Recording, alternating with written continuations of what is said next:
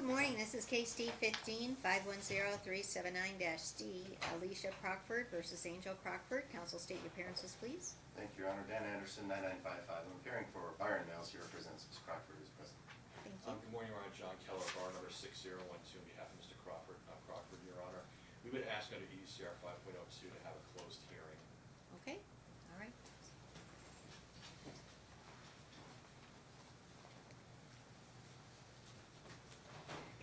All right, and we're here for Alicia's motion and Angel's opposition and counter motion.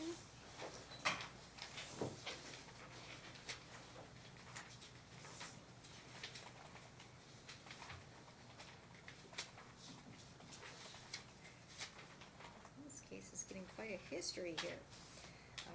All right, much to my delight, the parents, the last go around with a parenting agreement was through the parties themselves, just went to mediation and entered a parenting agreement on November 3rd, 2017, through which they currently share joint legal custody with primary physical custody to mom and dad having contact, being as an out-of-state parent. My understanding now that you've moved back here, sir? That's correct, to be You live closer here to now? the children. Okay. Mom's filed a motion to suspend visitation with Brianna to obtain counseling for her, to review child support and attorney's fees, to review, to consolidate judgments, so that we have a grand total of $9,140.25. Alicia's filed a financial disclosure form. She's filed exhibits. There's no proof of service on the exhibits. Did you get the exhibits? They were texts and a letter from Luzerne County Children and Youth. It was basically a letter from CPS in Pennsylvania. Your Honor, we are the ones that filed that as our exhibit. No, she I think they filed were both. a preliminary, yeah. I think you both kind of filed the same thing, but I just wanted to make certain that you received I the did, Your Honor. texts and things. Okay. And then Angel's filed an opposition and counter motion, and he's asking for joint physical custody and attorney fees. Angel's filed exhibits consisting of parenting agreement photos, investigation letters, texts, and a payment log, as well as a financial disclosure form. Court has subject matter jurisdiction over the case, personal jurisdiction over the parties in child custody, subject matter jurisdiction over the children. By the way, both parties owe filing fees for the motions. I just want to put that out. I know we're still suffering through glitches with this new system here. Dad's now living in Las Vegas, so now we have a change of circumstance here. Mom's filed a motion to suspend visitation. Is that for all the children, or is it limited to the oldest? Your Honor, that was limited to just Adriana based on what occurred at the school and disclosures that she made. All right. Court notes that it was the teacher who called CPS, not mom, although Dad thinks that mom did this on purpose. While he was arrested not for doing anything bad to Brianna. He was arrested because he had old traffic warrants from 2006. It's Dad's theory that mom did this on purpose to interfere with his relationship with the children. I'm kind of curious as to what CPS did in Pennsylvania. If I may, Do we Your know? Honor. Yes, Your Honor. They did conduct an investigation, and I would like to just let you know it's our base stamp 26. So it's our exhibit, I believe, 3. I'm sorry, C. So I read the letters that said that it was unsubstantiated, or unfounded, I think the word it was. Right. In fact, I was impressed because in Pennsylvania they give much stronger letters than what they actually do here in Nevada. And it wasn't just one letter, there's also a second letter, which is the Bates, or form, that is Bates stamp 28. And that also indicates that it was investigated and determined it was unfounded, and then gives various reasons why it would have been unfounded. So there's two things that he provided to this honorable court. Yeah, but I don't think, maybe I was reading it wrong. I didn't see, though, that there was a lot of real specifics in it. It was just basically saying. Well, it'd just be just like our, and I say it's respected, it's just like our letters here in Nevada, right? You get a letter from CPS that says it's unsubstantiated. They say it was unfounded, and that could have been because of this. I think there's 3 different bases that they could make a finding of unfounded. Well, it does say that it was closed with this agency's no current evidence of child abuse or neglect issues that would warrant this agency's further involvement with the family. And I point out, Your Honor, that it was investigated in 2 different locations. It was investigated Okay, that's what I was getting at. And it's unfounded everywhere.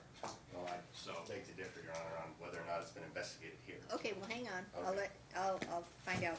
I'll be really From clear about you. it, Your Honor, is that, look, he got arrested on old traffic warrants from when he was 19 years old, they were from 2006. Look, he should have taken care of that, I get it.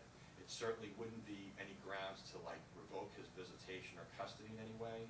I would just point out that we get a lot of these motions in my office now, it seems like the new soup du jour, and it's like there's a dependency court in this building, right? So if CPS had any concerns, right, they would have and could have filed a petition for abuse and neglect against my client and gone down to the J case, and we wouldn't even be here. They haven't done that.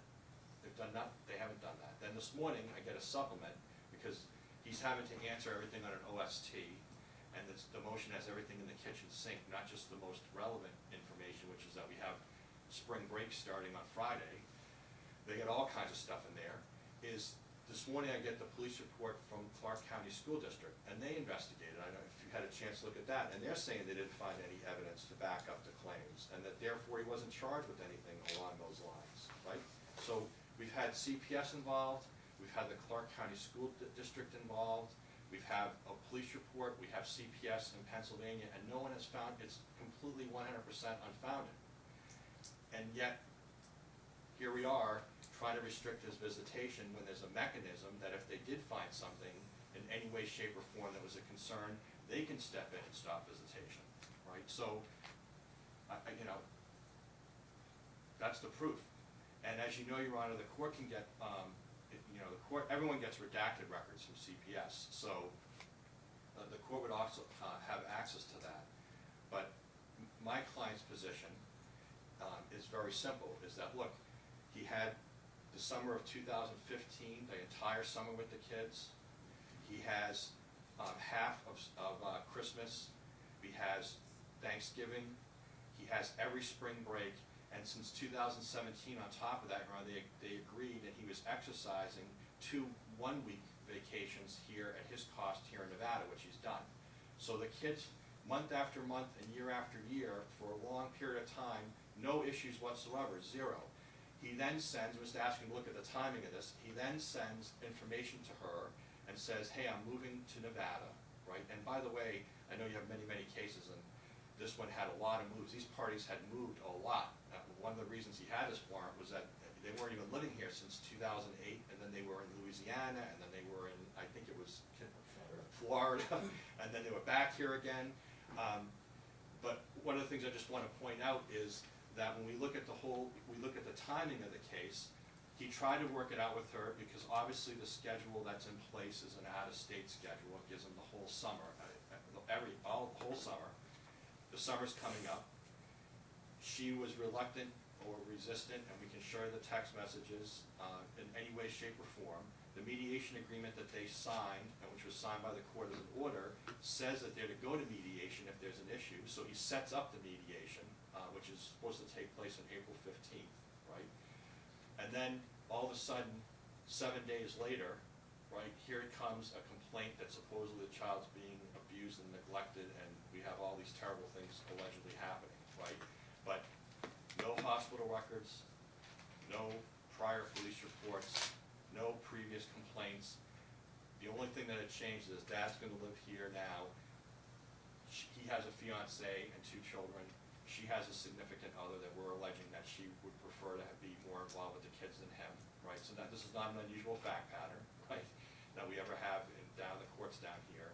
The police, their own report that they supplemented this morning, right, if you read it, says that the police officer, says right in it, I talked to the child reported stuff that's not consistent with the child's appearance in any way, shape, or form, right? They already had him in custody for the overdue warrants, right? That he was already in custody. So believe me, they had no problem slapping additional charges if they had a scintilla of proof. It was investigated, and there was nothing there. So, respectfully, Your Honor, we're asking that you deny the motion in total on that issue, and then we're asking that you address what we're going to do moving forward, because as the court noted, we have a substantial change in circumstance. He's living here now, and the schedule in place would give him spring break, and then it gives him the entire summer. So we're asking, apparently, if they want an evidentiary hearing on the issue of the custody change, and you have to decide, you know, are we having that, and what would what would it look like? Do we just leave the schedule in place and let him have the whole summer and the spring break, or do we do something that might be a plan moving forward? We would suggest either one is fine with my client, but we would prefer in a high conflict case, which just has suddenly become that it would be a week on, week off, because, and I'll tell you why, because we do have high conflict now. We have these allegations. The children are used to being away from mom for long blocks of periods of time, and have been since 2015, right, for the whole summer. It's generally recommended by the experts. I mean, I know that there'd be experts on every side of this, but most of the experts recommend that when there is a high conflict, a week on, week off is better. It's a better situation. I'd also point out, and I'll just leave you with this, Your Honor, is that, look, we have attached to our own records, if you had a chance to look at them, and I know they're voluminous, is that the daughter is sending very nice things to him, right? That she can't wait to see him, that she's excited to see him, over and over again. Then all of a sudden we have a police report, right, on the day that he gets arrested, where the plaintiff is alleging, I mean, wait for it, she's alleging that the stepdaughter, Nevea, that somehow she had her teeth knocked out, that she had her teeth knocked out by my client, right? Now we're trying to pile on a claim that he, like, somehow abused his stepdaughter, and the police succinctly note, no police report, no medical records, nothing to support it in any way, shape, or form. And then she backtracks, the plaintiff backtracks in her own report and says, well, it was just recently reported to me that that could be the case. Well, how convenient, right? How convenient that all this happens when dad gives you notice that I'm coming back into town to live here full time, right? All within 10 days, like now all of a sudden he's, you know, he's a psychopath, literally, right? When you've agreed over and over again. At one time, by the way, when they were living here, there was joint physical, joint legal. So he had to move for employment. He's always paid his child support every single month. He's always been current. He's taken every minute of the time due to him. This has been a real, this has been very hard to me. Never went to jail before. He's learned his lesson. He should have taken care of those tickets. He didn't do it. So he paid a price for that. And with that, Your Honor, unless the court has questions for me, you know, we went out and got, and I would ask you to look at the text messages. They show a very loving relationship. Look at the photographs that I saw are them. attached. Yeah, I mean, so it's just completely unfounded, Your Honor. And I'll just leave you with this. If they had a case, right, if this case was anywhere, if there was any proof of it at all, Child Protective Services and or the police, Metro as a special unit and Henderson as a special unit, they would have taken charge of this case and we'd be down in the J case, or in a J case. Not that there's never been a J case. So with that, Your Honor, we'll leave it to you. Sorry, we kind of did this backwards here. Yeah, that happens sometimes. Your Honor, let me clean up the timeline of what's really happening here. First of all, until he filed his opposition, she had no idea that he was supposedly living here. We don't have an address for him. So that's new. If he's living here, that's certainly something to take into consideration, but we'd like to get his address before the end of the hearing. Second of all, he cleaned up the timeline of the text messages. I know Your Honor's reviewed them. In February, when Adriana is with her father, she starts texting mom saying, I don't want to be here, I'd like to come home, I don't want to be here. In March, Adriana texts her mother, from school by the way. There was an allegation that mom was texting herself from her daughter's phone. She was in school when the text messages were sent. She says, Dad hit me. She says, when did this happen, what happened, I'll take care of it. A week later, she's in school and she knows Dad's coming to pick her up. She tells her teacher, Dad's hitting me, I don't want to go. The teacher, as the court correctly noted, called CPS, called the police arrived. And this is where it gets into an issue of credibility, because I don't know if Your Honor's had a chance to look at the incident report, because we just got it this morning. So there was something that was filed today? Just this morning. Then I haven't read that. Okay, and Mr. Kelleher made some references to that, so let me just tell you exactly what it says. He claimed in his opposition he didn't run, he was taken into custody on traffic offense. Well, the report says, upon seeing Officer McNeil, Angel immediately turned around and tried to run. However, Officer McNeil caught up to him and was able to detain him until Officer Wolf arrived on scene and assisted him. First lie. Second lie, he lies about why he was taken into custody. It wasn't on some traffic ticket. The actual charges that he failed to appear on, and this was a decade ago, so why lie about it? was resist or obstruct the public officer, evade, elude, fail to stop and a signal to police. So maybe he ran when they tried to pull him over. I don't know. The point is, why lie about it? Not something that happened 13 years ago. It just goes to show that you can't tell the truth when it doesn't even matter. This is also what the police report says about the discussion with Abriana. Abriana advised that her father, Angel, slapped her on the top of her head with an open hand. She was unable to specify how many times or even if it was multiple times. Abriana further advised this was not the first time Angel had struck her in that manner and that he does it often. The police report goes on to say that he couldn't see any physical signs of injury and was unable to develop probable cause because there was no physical evidence of the injuries. Doesn't mean she wasn't getting slapped around. That's what the police report says, not what Mr. Keller is telling you the police report says. I'll go back to the Pennsylvania investigation. The court knows, everybody knows who practices family law, that if the child's not there and the offender's not there, the CPS case in that state is going to close the case as unsubstantiated because there's nothing to investigate. As far as I know, there's been no investigation done in Nevada, which is specifically why we filed the motion. We have credible allegations of a daughter claiming that her dad is hitting her. The allegations came from a teacher. They weren't fabricated by mom or somehow put inside Abriana's head so that she would go to school and tell her teacher so she didn't go have to see her dad. And by the way, the claim that she's doing all this because Abriana doesn't want to go there for summer vacation doesn't make sense at all if he's actually really living here. So there's no reason to buy that either. The bottom line is, what happened to Abriana needs to be figured out. That's why we asked for an interview, counseling. We'd like CPS investigator to conduct the interview, not somebody at FMC. He also raised the allegation that Mackenzie, the older daughter, had told him that mom made it all up and told Abriana to say these things. That's in their opposition. We'd like to have Mackenzie interviewed by FMC. Until this is sorted out, the visitation needs to be suspended as to Abriana. Mother has no objection to the other two children going for their spring break visitation. Assuming he's here, it would be very easy if something came up to address it. Well, how come mom hadn't contacted CPS by now? Already. Well, she was contacted by the investigators and they told her that they would just refer it back to them, so she shouldn't contact them. It makes no sense to me either. But if she was contacted by a criminal investigator in response to the police report, that's when she explained. She was asked the question, has there ever been anything else that happened that might have been abusive? So she says, well, a long time ago, this child had her teeth knocked out. The child said this is what happened, but he said that she fell and tripped. That's why she disclosed that. She was asked the question. But as far as contacting CPS, she was told by the detective that was supposedly investigating the allegations from Abriana, but only asked her about the allegations regarding the other child, told her it would just come back to them anyway. The bottom line is Abriana is saying she's been hit. She's saying she does not want to go back to her father's home. She said that in text messages. She's repeated that since. My client has made it a point not to discuss it with her. So until we find out exactly what happened through a CPS interview,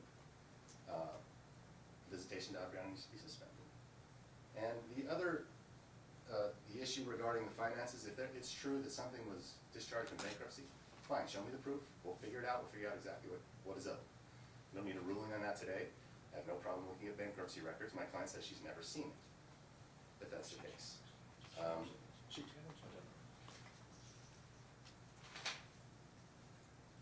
me make sure I got everything here.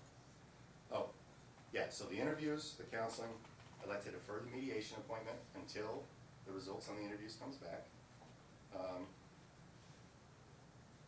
And of course, we have a request for attorney's fees, which the court can make a decision on based on its ruling today. Submit on that. Okay, let me ask you one more question. In light of, I think that this child ought to be, this whole idea that she raised this issue needs to be explored because it's a concerning issue, but there seems to be no evidence. I mean, it looks like there's been a investigation by Clark County School District, by CPS, and there was a police report, but nothing is being substantiated other than this is coming from. Well, Your Honor, the police report, to call it an investigation, the police officer talked to her for a few minutes at the school. That's what happened. That's not a child interview. We need to find out exactly what's going on and why is it Abriana is so adamant that she does not want to return to her father's home. Well, is she adamant? No? Absolutely. It's in the text messages she sent to her mother. It's in the statements that she's made to her mother and her fiance since that time.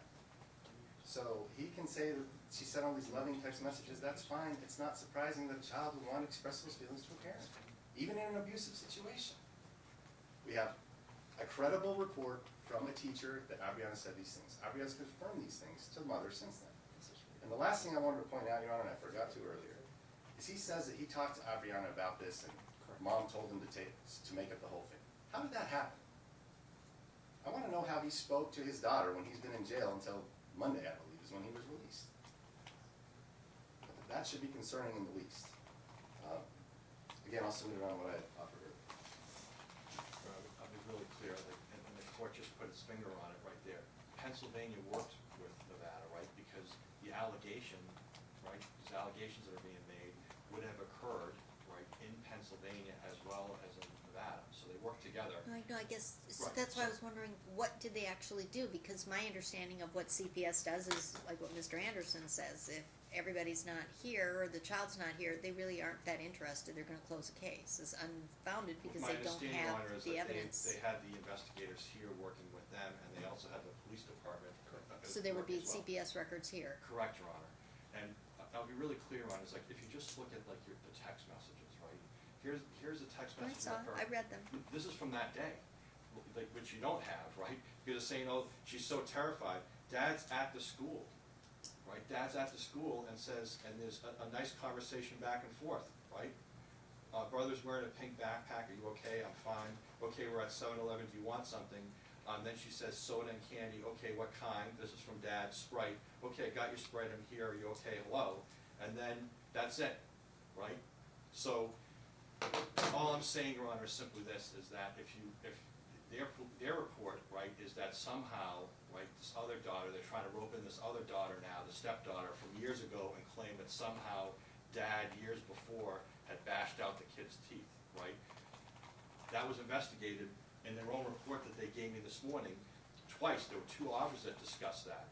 And all I'm saying is that if someone's being hit, because they say right in here that Dad had the child the night before. This is a special needs child that has a shunt in the skull.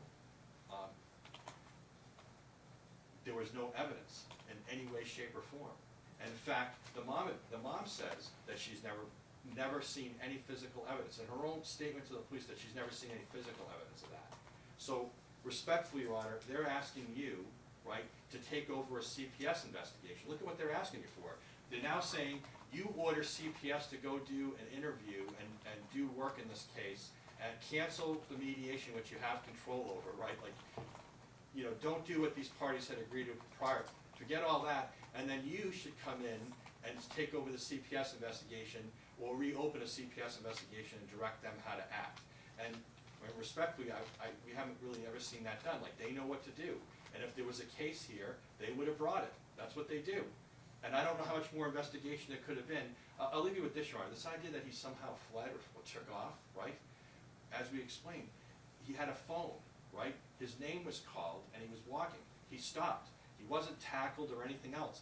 They didn't charge him. If you look at the police report, they didn't charge him with the resisting arrest. They didn't charge him with running or anything else. Like at that point in time, they didn't have him in any handcuffs, wrestle him against the car. They said, you have a warrant from so many years ago. If you look at and I was only looking at what's right on the actual police form, the court forms, it was failure to have insurance and registration. He had to provide proof of that within so many days and pay the fine when he was 19 years old. He didn't show up. All these years passed, right, and the warrant's still out there. That's it. There were traffic incidents. There was no violent crime. There's nothing. The traffic-related incident. That's it. So with that, Your Honor, we're asking that you make an order, because we have spring break right now. I'll tell you that, and Dad, she's not denying that Dad told her he was moving back here. I mean, we can show you 40 text messages. Her family lives here in town. My client's family lives here in town. His mother was right here. He's staying with his mother until he finds his own place. He had a job. He lost the job because of the jail incident, and he's out job hunting right now. It's 63 Via, V-I-A, DeMello, D-E-M-E-L-L-O, Henderson, Nevada, 89002. And it's the address where his mom lives and where she has been living, and that's the address. So he's not playing any games. He was very upfront. He tried not to have attorneys involved. He thought they could resolve it, and he did what the mediation agreement said, which was to go to mediation. He set it up, and then all heck broke loose. So with that, Your Honor, we'll leave it to you. Do the parties agree that this court can pull the CPS records from here if there are any? Absolutely, Your Honor. Yes, okay.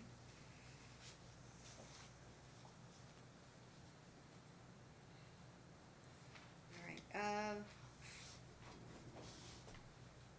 let me get to some of these littler issues.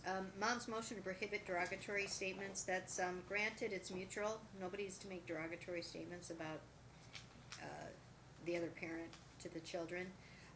Mom's motion that dad produce proof of income, dad has filed a financial disclosure form. According to the financial disclosure form, well, I don't know that we have a 20%. Do we have a 20% change? His income, We he's do. he's on unemployment, it's $2,400 a month, times 31% would be $744 a month, with child support would be.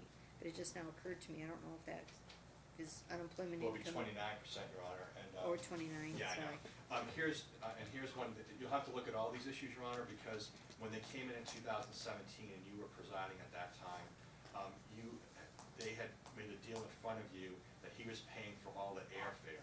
Right, So that's why it was at the $400 per month, at that. right, and so he doesn't have to pay for that now, and so Well, we've right, gotta that'd be change one the of the- circumstance That'd here, be one so. of the issues, but he does have a 20% decrease in his pay because he was working, making, I think it was $70,000 a year, and then he was in this traffic accident. We provided you that information, and he was on, he got a workers' compensation settlement, which we provided you proof of.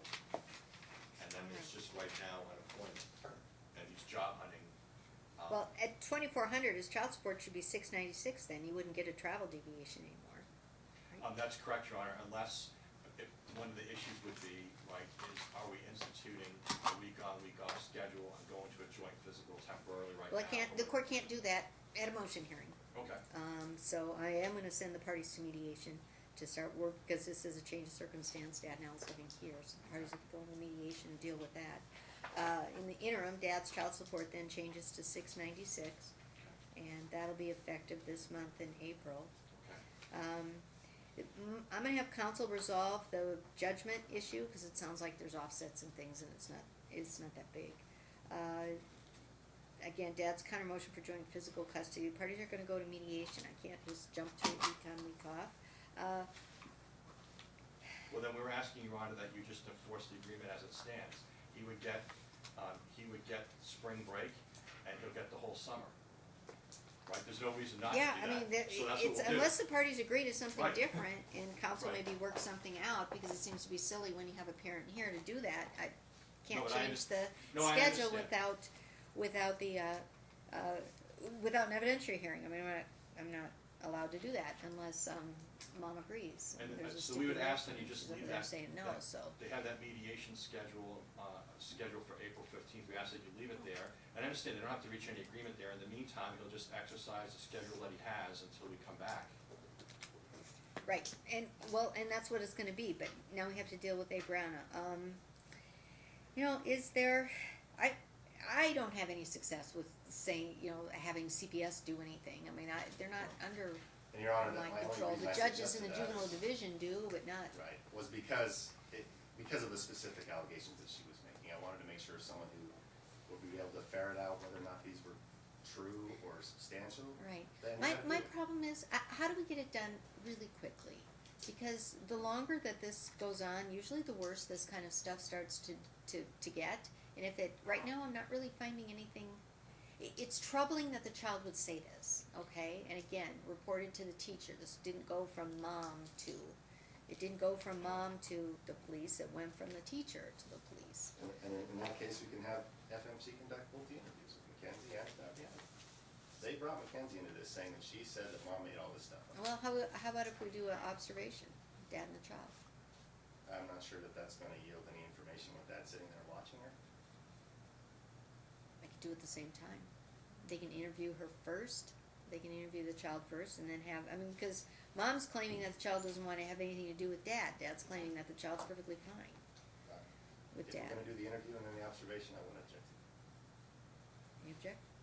Well, I'm not sure what we mean, like, I apologize, I'm not certain what you're referring to in terms of an observation, I don't understand what that is. FMC observation? Yeah. I'm not Dad and familiar. child hang out for an hour and they, you know, dad exercises time there with the child and then they issue a report to the court.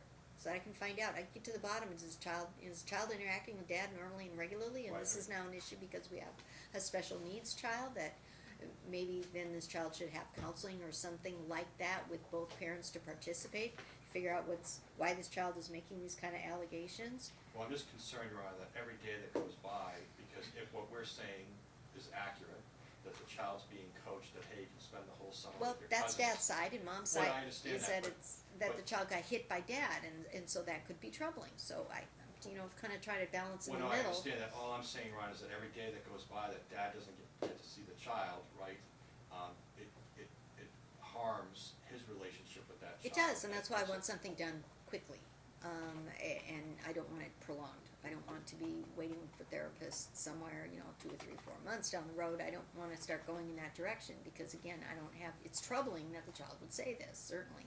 And I've got to err on the side of protecting the child. So what I am going to do then is I want counsel to go in with the parties down the mediation center and say that the court wants this, to set this on an expedited basis, If you okay? could just put that So in we order, could do Your this Honor. sooner rather than later. They're usually really pretty good about doing that. We're I talking will. about the interview and the observation, because I'd like that to occur before we have mediation. It will help the parties understand what it is they're negotiating about. Yeah, I think that once that issue gets resolved, they resolved it the last time by themselves, maybe they'll resolve it again. Do we want a return date on this? I'm sorry, what? A return date?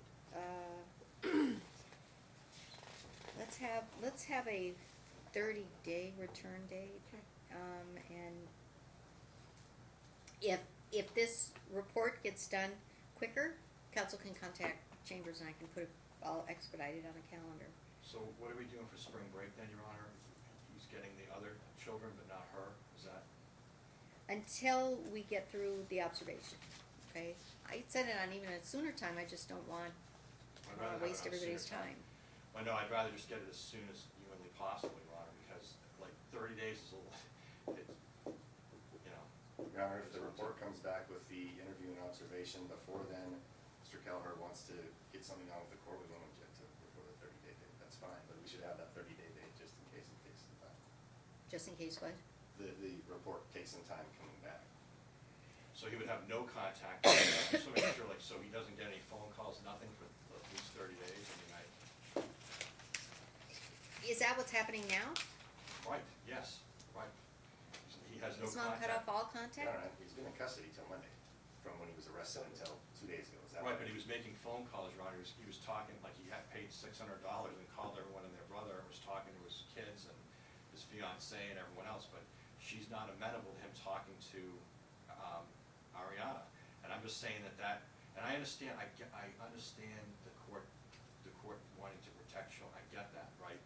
But if what he's saying is accurate, or somewhat accurate, whether she's overtly or covertly undermining his relationship with this child, then every day that goes by that doesn't have any contact with the child by phone or otherwise, like it hurts him.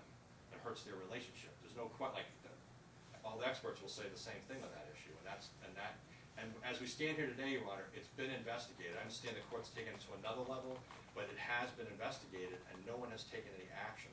So I just point that out to you. So I don't know, I mean, I would think that he should at least be able to call and talk to her every day, or at least every other day. I would think that would be fair. Yeah, I don't see any counsel, is there any particular reason why he shouldn't? I don't see that that there should be a prohibition against dad contacting the child by phone. I don't, I'm still, don't know how he contacted her while he was in the jail, but, What can does we that have got the to phone do? calls I don't know whether phone that's calls true or on not or speaker? what, but that's kind of beside the point. We're Right. calling it. Can we have Huh? the phone We're calls on calling the speaker? phone. I called Okay. my wife and she's very good. Yeah. All right.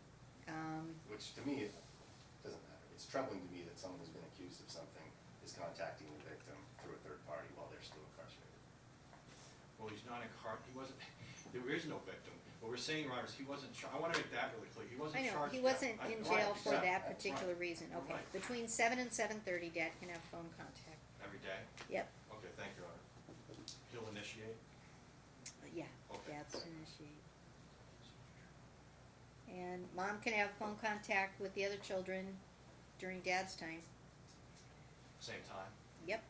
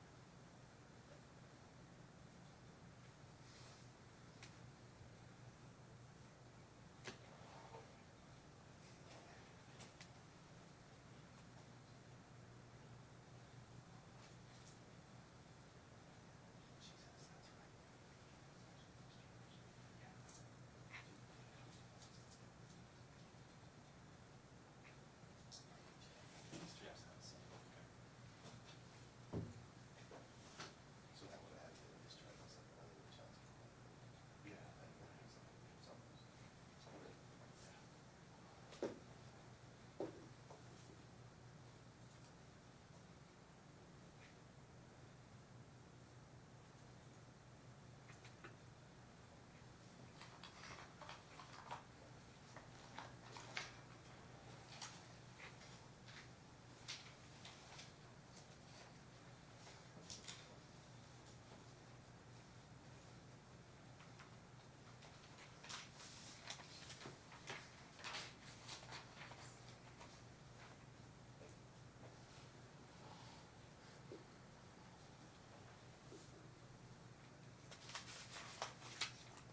Okay. Alright, we're returning, when are we gonna return? May 9th at 9 o'clock.